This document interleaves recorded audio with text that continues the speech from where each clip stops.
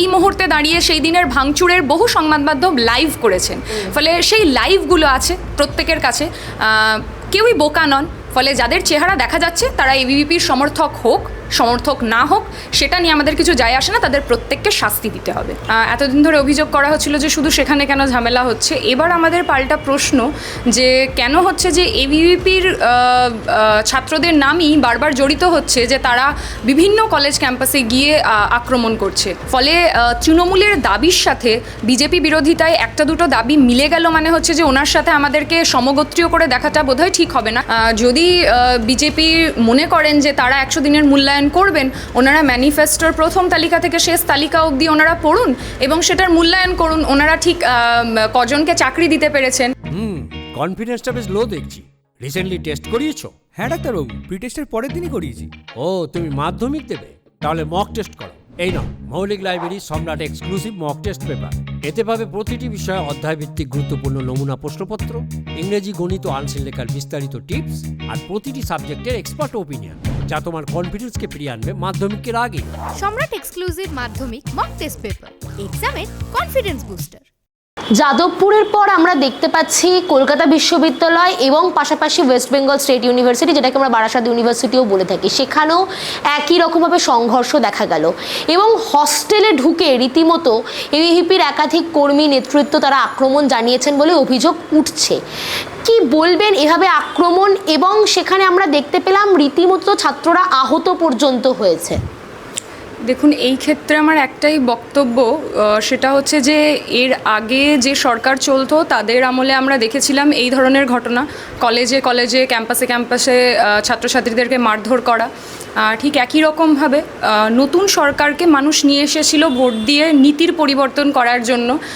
সেইখান থেকে আমরা দেখছি যে আমাদের পশ্চিমবঙ্গের যে একাধিক ক্যাম্পাস রয়েছে সেই ক্যাম্পাসগুলো ধীরে ধীরে উত্তক্ত হয়ে উঠছে, একটা তাদের বিভিন্ন ধরনের ঘটনা ঘটছে। এবং যাদবপুর বিশ্ববিদ্যালয়ে যে ঘটনা ঘটেছে আমরা দেখেছি, এতদিন ধরে অভিযোগ করা হচ্ছিল যে শুধু সেখানে কেন ঝামেলা হচ্ছে। এবার আমাদের পাল্টা প্রশ্ন যে কেন হচ্ছে যে এবিভিপির ছাত্রদের নামই বারবার জড়িত হচ্ছে যে তারা বিভিন্ন কলেজ ক্যাম্পাসে গিয়ে আক্রমণ করছে। একই সাথে যেমন স্টেট ইউনিভার্সিটির ঘটনা, যেখানে আমরা মানে ফুটেজ দেখতে পাচ্ছি যে সেখানে হচ্ছে একদম হস্টেলের ভেতরে গিয়ে ছাত্রদেরকে মারা হচ্ছে। কলকাতা বিশ্ববিদ্যালয়ের ক্ষেত্রেও আমরা দেখতে পাচ্ছি যে সেখানে হচ্ছে যে অভিযোগ করা হয়েছে যে এবিভিপির লোকজন উত্তেজনা একটা পরিস্থিতি সৃষ্টি করেছে এবং তারপরে যে ক্যাম্পাসের ছাত্রছাত্রী তাদেরকে মেরেছে। ঠিক একই রকমভাবে আমরা আরেকটি খবর পেলাম যে মালদার শামসি, ওখানে হচ্ছে যে তৃণমূলের কিছুজন হচ্ছে এবিভিপির পোস্টার ছিঁড়েছে বলে তাদেরকে অ্যারেস্ট করা হয়েছে। আমার বক্তব্য এখানে একদম সোজা যে যদি তৃণমূলের তারা যারা ছাত্ররা তারা যখন পোস্টার ছেঁড়ার জন্য তাদেরকে এইভাবে অ্যারেস্ট করতে পারছে পশ্চিমবঙ্গের পুলিশ, তার মানে তাদের কাছে যথেষ্ট প্রমাণ রয়েছে। তারা চাইছে এই পরিবেশটাকে যাতে পড়াশোনার পরিবেশ ক্যাম্পাসে ক্যাম্পাসে নষ্ট হয়। তাহলে আমি ঠিক একই রকমভাবে এই দাবি করব যে যেভাবে যাদবপুর বিশ্ববিদ্যালয় ভাঙচুর করা হয়েছে, যেভাবে অন্যান্য বিশ্ববিদ্যালয়গুলোতে গিয়ে হচ্ছে মারধর করা হয়েছে ছাত্রছাত্রীদেরকে, তাদেরকে অবিলম্বে চিহ্নিত করা হোক এবং যেহেতু এরকম গুরুতর অপরাধ তাই জন্য তাদেরকে অবশ্যই শাস্তি দেওয়া হোক। আমরা দেখতে পাচ্ছি শিক্ষাক্ষেত্রের ওপর বারংবার আক্রমণ, শুধুমাত্র বাম ছাত্র সংগঠনের ওপর যে আক্রমণ হয়েছে তা নয়, একেবারে তৃণমূল সমর্থকদের ওপরও আমরা আক্রমণ দেখলাম। বারবার শিক্ষাক্ষেত্রের মধ্যে এরকম সংঘর্ষের কারণটা কি? দেখুন, শিক্ষাক্ষেত্রগুলোকে আক্রমণ করার পেছনে বিজেপির যে মূল এজেন্ডা লুকিয়ে রয়েছে, তারা আসলে হচ্ছে প্রশ্ন করতে দিতে চায় না।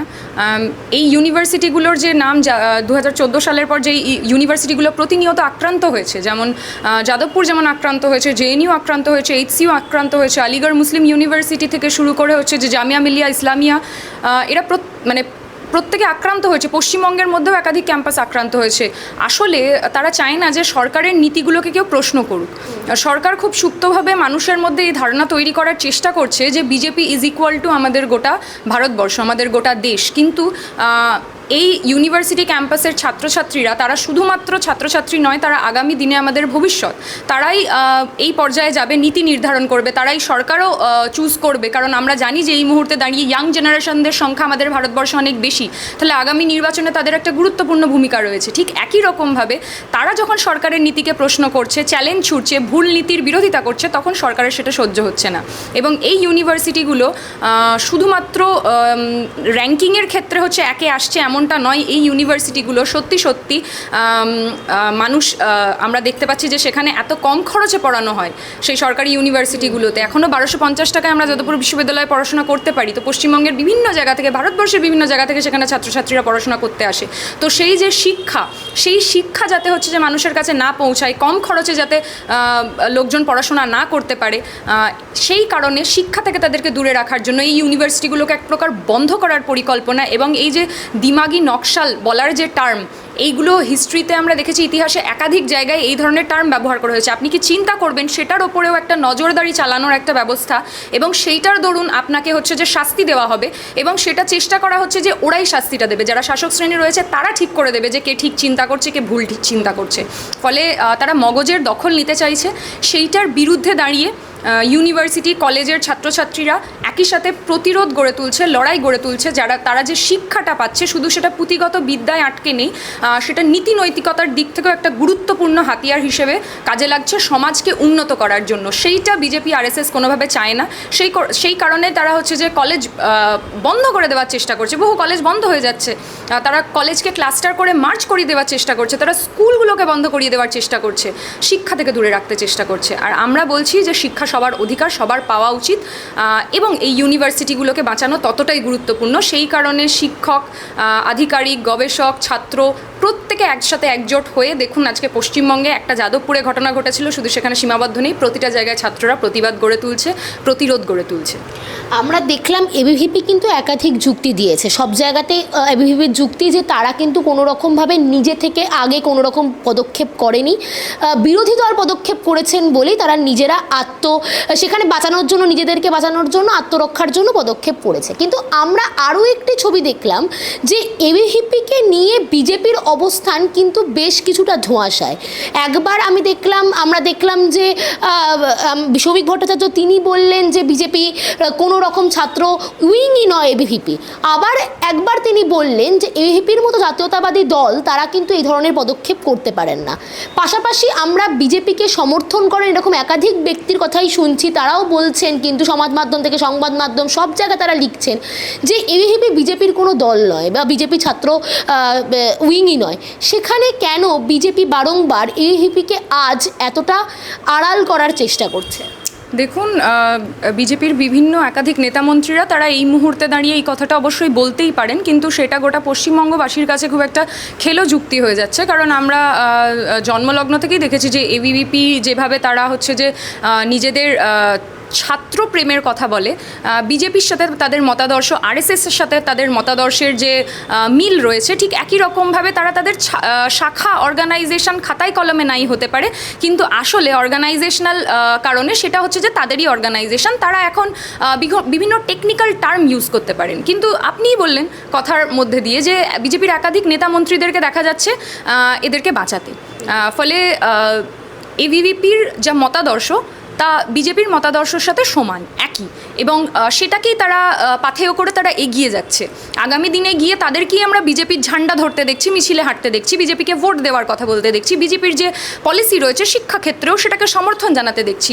ফলে তো সমস্ত কিছুতে তারা ওনাদেরকে সমর্থন জানাচ্ছেন, কিন্তু হাস্যকরভাবে বলে দেওয়া হচ্ছে যে ওরা আমাদের শাখা অর্গানাইজেশন নয়। ঠিক একই কারণে আমরা দেখতে পাই কীভাবে হচ্ছে যে যাদবপুরের বিধায়ক তিনি বাঁচাতে আসেন, এবং তার পরবর্তীকালে যখন সিসিটিভি ফুটেজ একাধিক জায়গায় প্রকাশ পেয়ে যায়, যেখানে বিজেপির একাধিক যারা ছাত্র রয়েছে, ছাত্র নেতা রয়েছে, তাদের মুখ যখন প্রকাশ্যে সামনে চলে আসে, তখন তারা বলতে থাকে, মিথ্যাচার করতে থাকে ইনফ্যাক্ট, যে আমাদের কোনো ছাত্র, এবিভিপির কোনো ছাত্র আসলে এটার সাথে যুক্ত নয়।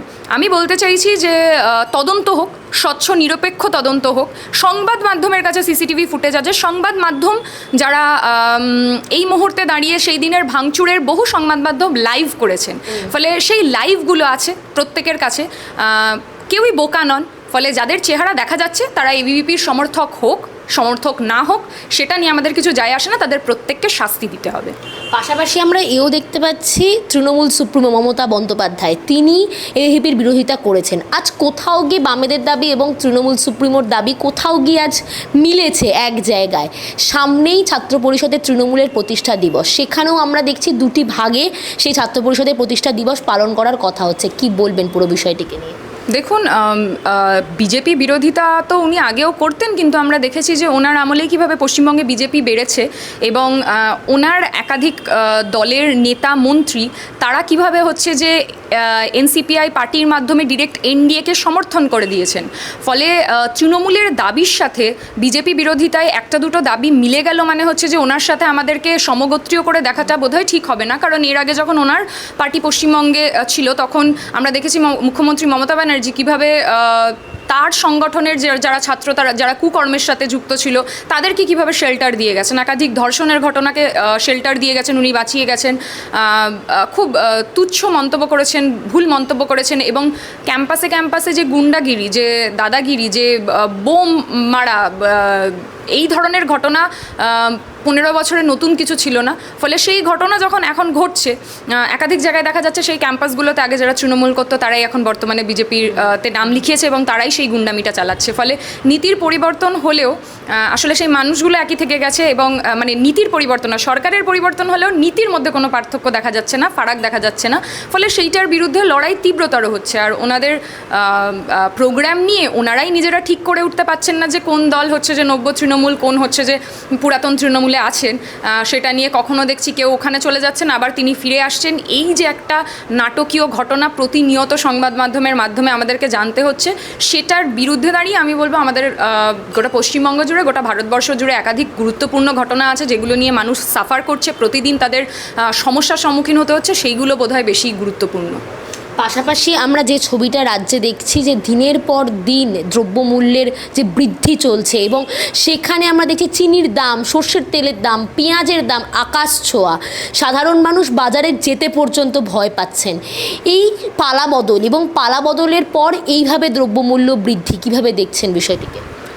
দেখুন, এই বিষয়টিকে একদম এইভাবেই দেখা যে 2014 সালের আগে বিজেপি সরকার আসার আগে তারা যে ধরনের মন্তব্য করেছিল, তারা যে ধরনের কথা বলেছিল, সেগুলো যে একটা জুমলা ছিল, কোনোটাই যে সঠিক নয় সেটা বোঝা। ঠিক একই রকমভাবে শুভেন্দু অধিকারী উনি আমাদের পশ্চিমবঙ্গের মুখ্যমন্ত্রী হওয়ার আগে যে ধরনের কথা বলেছিলেন, দ্রব্যমূল্যের দাম কম করার কথা বলেছিলেন, তেলের দাম, গ্যাসের দাম কম করার কথা বলেছিলেন, পেট্রোলের দাম কম করার কথা বলেছিলেন, কোনোটাই হয়নি। ঠিক একই রকমভাবে এই ষড়যন্ত্র তো আমাদের কাছে নতুন নয় যে কীভাবে হচ্ছে যে চিনির দাম বাড়ানো হচ্ছে। আমাদের ভারতবর্ষ চিনি উৎপাদনে একটা শীর্ষস্থানীয়র মধ্যে একটা ছিল, কিন্তু সেখান থেকে দাঁড়িয়ে কিভাবে আখের রস থেকে যে চিনি উৎপাদন করা হতো সেইটাকে কিভাবে হচ্ছে ইথানল ব্যবহারের কাজে লাগিয়ে দেওয়া হয়েছে। এখন ইথানল মিশিয়ে পেট্রোলের দাম বৃদ্ধিই পাচ্ছে, সেটা কমানো যাচ্ছে না। ইথানলের কারণে আমাদের একাধিক ভেহিকল, আমাদের গাড়ি, যে আমাদের ভারতবর্ষের যে সিস্টেম, সেই মডেল, সেই গাড়িগুলো খারাপ হয়ে যাচ্ছে। অথচ এখন আমাদেরকে চিনি ইম্পোর্ট করতে হচ্ছে এবং বেশি দাম দিয়ে আমাদেরকে সেই চিনি কিনতে হচ্ছে। তাহলে বিজেপির যে নেতা মন্ত্রীদের, তাদের যে ছেলেদের কোম্পানি রয়েছে, সেই ইথানলের কোম্পানি, তাদেরকে বিজনেস করার জন্য গোটা ভারতবর্ষবাসীকে এইভাবে মানে ক্ষতির সম্মুখীন হওয়ানো এবং রাস্তায় ঠেলে দেওয়া, তাদের ট্যাক্সের টাকাকে এরকমভাবে ধূলিসাৎ করা, আবার তাদের কাছ থেকে হচ্ছে যে অতিরিক্ত কর দিয়ে, অতিরিক্ত টাকা দিয়ে, বেশি মূল্য দিয়ে সেই একই জিনিস কেনানো, এইগুলো বোধহয় মানে গোটা ভারতবর্ষের প্রতিটা মানুষ দেখতে পাচ্ছে। এবং যন্তর মন্তরের প্রোটেস্টের পর, শিক্ষা আন্দোলনের পর আমরা দেখেছিলাম সোশ্যাল মিডিয়ায় একটা ক্যাম্পেইন ভাইরাল হয়েছিল যে E20 ফিউল নিয়ে একটা আন্দোলন গড়ে উঠবে। তো আগামী দিনে সেটা সম্ভাবনাময় বলে আমি মনে করছি। প্রতিটা মানুষ তারা হচ্ছে যে একসাথে এসে এটার বিরুদ্ধেও লড়াই করবে বলে আমি মনে করছি। অর্থাৎ বিজেপি ক্ষমতায় আসার আগে যে প্রতিশ্রুতিপত্র প্রকাশ করেছিল তার সঙ্গে 100 দিন পর বিজেপিকে যদি মূল্যায়ন করা হয়, সেখানে কি কোথাও গিয়ে সরকার কিছুটা হলেও ব্যর্থ? দেখুন, সেখানে গিয়ে সরকার মানে যা বলেছিলেন, ওনাদের ম্যানিফেস্টো তো ওনাদের কাছেও নিশ্চয়ই আছে। যদি বিজেপি মনে করেন যে তারা 100 দিনের মূল্যায়ন করবেন, ওনারা ম্যানিফেস্টোর প্রথম তালিকা থেকে শেষ তালিকা অবধি ওনারা পড়ুন এবং সেটার মূল্যায়ন করুন। ওনারা ঠিক কজনকে চাকরি দিতে পেরেছেন, কটা দ্রব্যমূল্য জিনিসপত্রের দাম ওনারা কমাতে পেরেছেন, কটা জায়গায় দুর্নীতি আটকাতে পেরেছেন, কটা ধর্ষণের ঘটনা ওনারা কমাতে পেরেছেন, এবং একই সাথে এই কলেজ ক্যাম্পাসগুলোতে উত্তেজনা ওনারা কতটা কমাতে পেরেছেন, শূন্য পদে কতগুলো নিয়োগ হয়েছে, ডিএ কত পার্সেন্টেজে দেওয়া হয়েছে, মাইনে কতজনের বেড়েছে, শ্রমিকদের যে ডেলি ওয়েজ সেটা আদৌ বেড়েছে কিনা, কৃষকরা ফসলের ন্যায্য দাম পেয়েছে কিনা, তার জন্য কোনো ব্যবস্থা ওনারা নিয়েছেন কিনা, একাধিক প্রশ্ন রয়ে যাচ্ছে। সেই প্রশ্নের উত্তর যদি ওনারা সদুত্তর না দিতে পারেন তাহলে পশ্চিমবঙ্গবাসীর কাছে সেটা খুবই সহজে বোঝা যাচ্ছে যে মূল্যায়ন কী হতে চলেছে।